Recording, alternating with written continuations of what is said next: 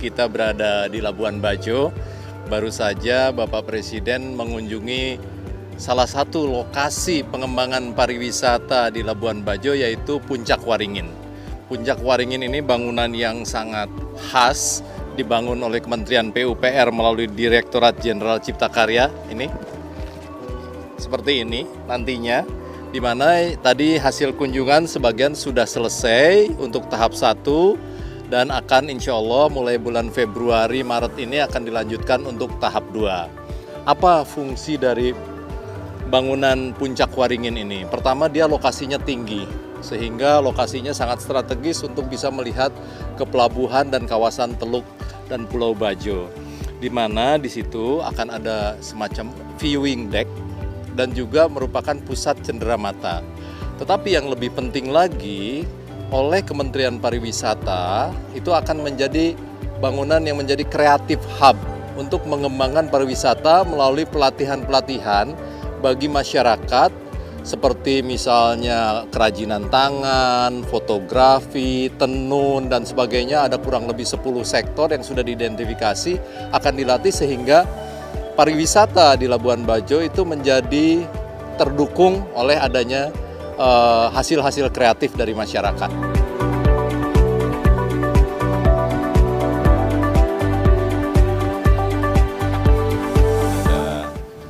Ada plaza, ada city walk-nya, ada amphitheater-nya, dan itu menjadi sebuah ruang publik bagi wisatawan untuk menikmati di pagi hari maupun di senja hari Labuan Bajo. Ya, saya kira semuanya masih dalam progres yang tepat waktu. Ini juga nanti Waringin ini akan menjadi kreatif hub, di mana usaha kecil, usaha mikro, usaha menengah kan produk-produknya akan disajikan di sini. Tetapi juga akan ada training-training yang berkaitan dengan pariwisata, dengan usaha kecil, usaha mikro. Saya kira dalam semua hal memang harus kita injeksi, kita berikan training agar packaging, kemasan, brand setiap produk itu naik, bisa ditingkatkan.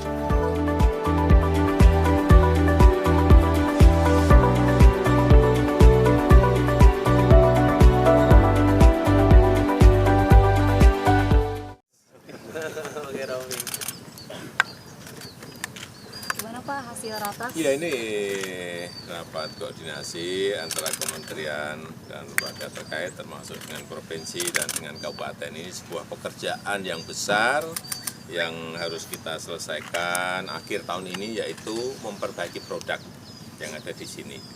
Infrastruktur, landscape, sampah, air baku yang juga kurang, semuanya ini kita siapin dan kita harapkan akhir tahun ini selesai. Sehingga 2021 itu langsung Kementerian Pariwisata bisa promosi besar-besaran.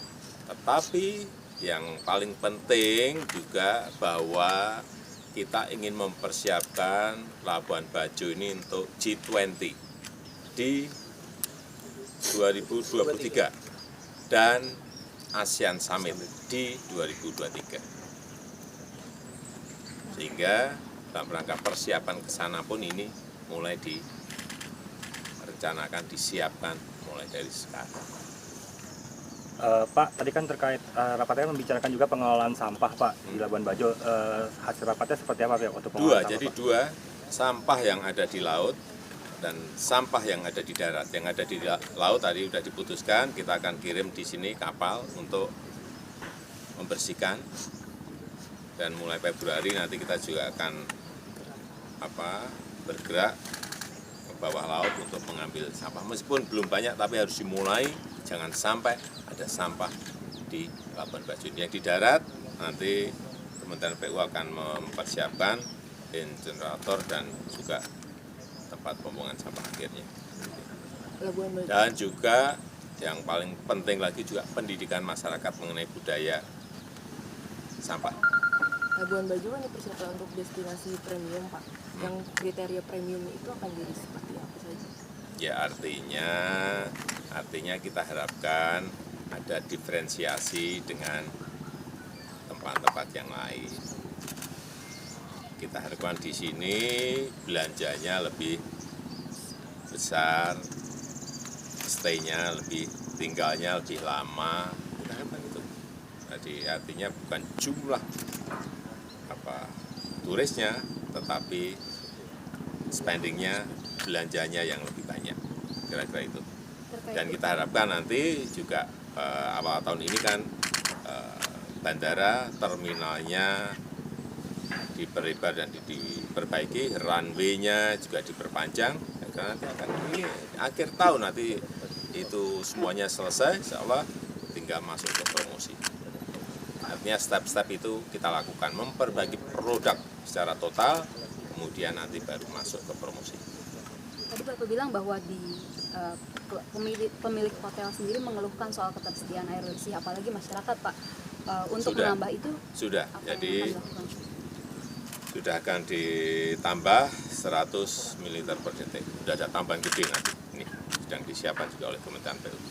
Ini semuanya dilihat secara detail. Kita kesini melihat secara detail lagi, termasuk landscaping. Nah, di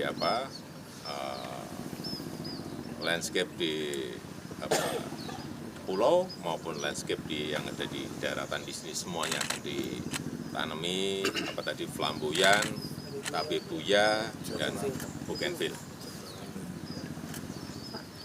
Terkait keberlanjutan dari wilayah ini sendiri sebagai kawasan wisata, yang dilakukan apa untuk menjaga? Kan ketika misalnya bukit-bukit ini gundul, pasti udah nggak cantik kan Labuan Bajo? Ya, tadi juga saya perintahkan kepada Menteri Kehutanan untuk membuat nursery di sini yang bisa memproduksi 5 juta sampai 7 juta bibit pohon. Nanti setiap tahun nanam segitu terus rutin. Tadi udah detail sekali, saya kira udah pembicaraan kita udah teknis dan sangat detail sekali sehingga semuanya yang kira-kira kita ragu semuanya sudah kita tutup. Ya. Udah.